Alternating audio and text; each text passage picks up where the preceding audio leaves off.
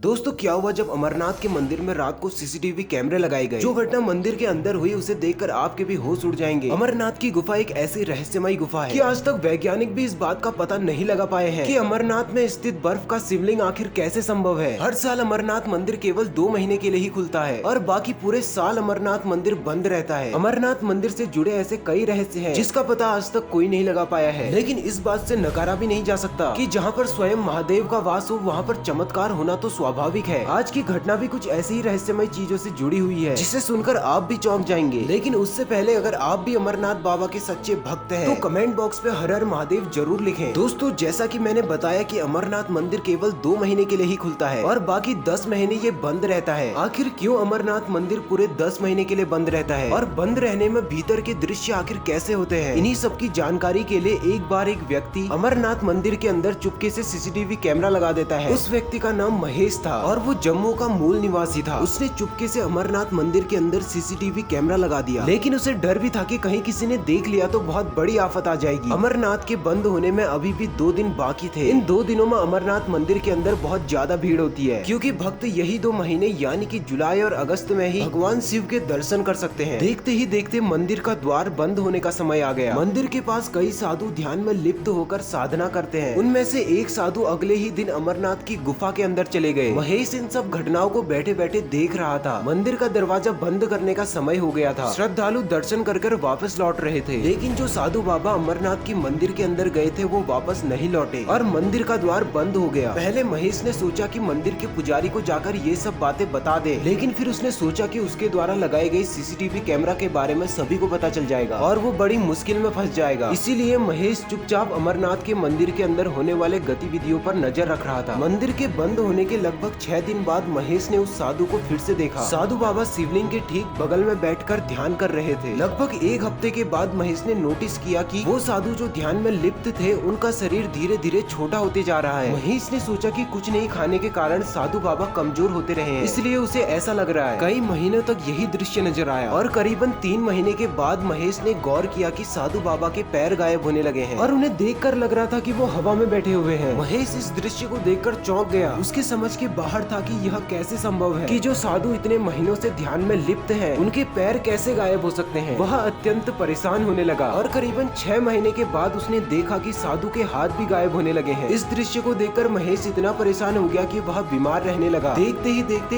1 साल पूरा होने वाला था और अब 10 दिनों में फिर अमरनाथ की गुफा खुलने वाली थी। तब उस वक्त महेश ने देखा कि जो साधु बाबा पिछले 1 साल से ध्यान में लिप्त थे वो धीरे धीरे गायब हो गए हैं। हैरान परेशान होकर महेश मंदिर के पुजारी के पास गया और उन्हें सभी बातों के बारे में सब कुछ सच सच बताया। पुजारी ने महेश को बताया कि वह साधु कोई आम साधु नहीं है, वह इस धरती पर महादेव के रूप में है और वह महादेव के ध्यान के द्वारा लुप्त हो चुके हैं और सिद्ध अवस्था के रूप में पहुंच चुके हैं, जहाँ का मनुष्य जीवन से कोई वास्ता नहीं है। वहाँ केवल वे और उनके महादेव रहते हैं। ये बात सुनकर महेश मंत्र मुक्त हो गया कि उसे साक्षात महादेव के दर्शन हुए हैं। भले ही प्रदर्शन सीसीटीवी कैमरे के माध्यम से हुआ हो, लेकिन वह दर्शन अमूल्य थे। तो दोस्तों यह घटना आपको कैसी लगी कमेंट बॉक्स पे जरूर से बताना। और मैं आपको बताना चाहता हूँ कि यह एक सच्ची घटना नहीं है, बल्कि ये वीडियो एक मनोरंजन पर्पस से बनाई गई है। तो गाइस अगर आपको ये वीडियो अच्छी लगी तो इस वीडियो को लाइक और चैनल को सब्सक्राइब जरूर से कर देना और कमेंट बॉक्स में हर हर महादेव लिखना ना भूलें।